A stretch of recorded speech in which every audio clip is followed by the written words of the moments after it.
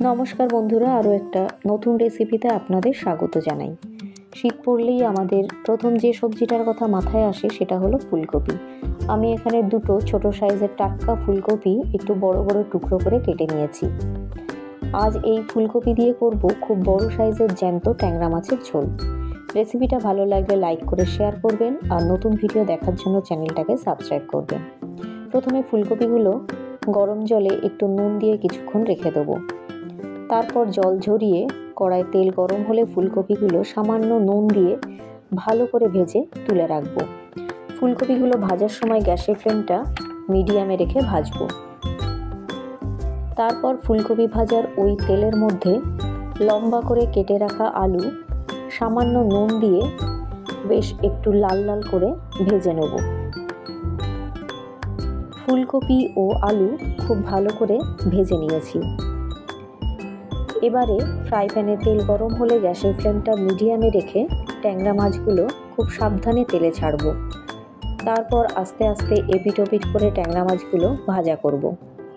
ট্যাংরা মাছগুলো আমার খুব ভালো করে ভাজা হয়ে গেছে। এরপর এই মাছের ঝোলটা রান্নার জন্য আমার যে মশলাগুলো লাগবে সেগুলো হলো একটা মাঝারি সাইজের পেঁয়াজ, 1 চামচ আদা বাটা, একটা টমেটো, 2টো কাঁচা লঙ্কা আর মাছের ঝোলে দেওয়ার জন্য কিছু বড়ি। বড়িটা অবশ্যই দিতে হবে, না দিলে কিন্তু এই মাছের ঝোলের স্বাদটা অসম্পূর্ণ থেকে যাবে। তাই বড়িগুলো আগে ভেজে তুলে রাখছি। তারপর বড়ি ভাজার ওই তেলের মধ্যে প্রথমে পেঁয়াজ দিয়ে একটু হালকা ভাজা ভাজা হলে 1 চামচ আদা বাটা দিয়ে দেবো। আদা বাটাটা দিয়ে একটু নেড়ে চেড়ে যখন আদার কাঁচা গন্ধটা চলে যাবে তখন টুকরো করে কেটে রাখা টমেটোটা দিয়ে একে একে পরিমাণ মতো নুন, হলুদ, 1 চামচ জিরের গুঁড়ো, 1/2 চামচ গোলমরিচের গুঁড়ো, 1/2 চামচ ধনের গুঁড়ো দিয়ে ভালো করে কষাতে থাকবো।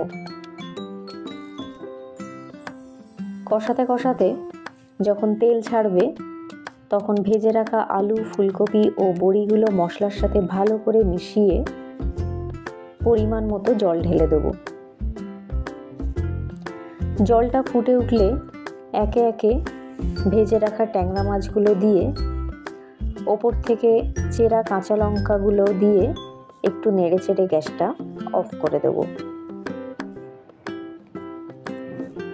তারপর এই ফুটন্ত মাছের ঝোল ধোঁয়া ওঠা ভাতের সাথে পরিবেশন করব। আজকের রেসিপিটা কেমন লাগলো অবশ্যই কমেন্ট করে জানাবেন। আজ এখানেই শেষ করছি।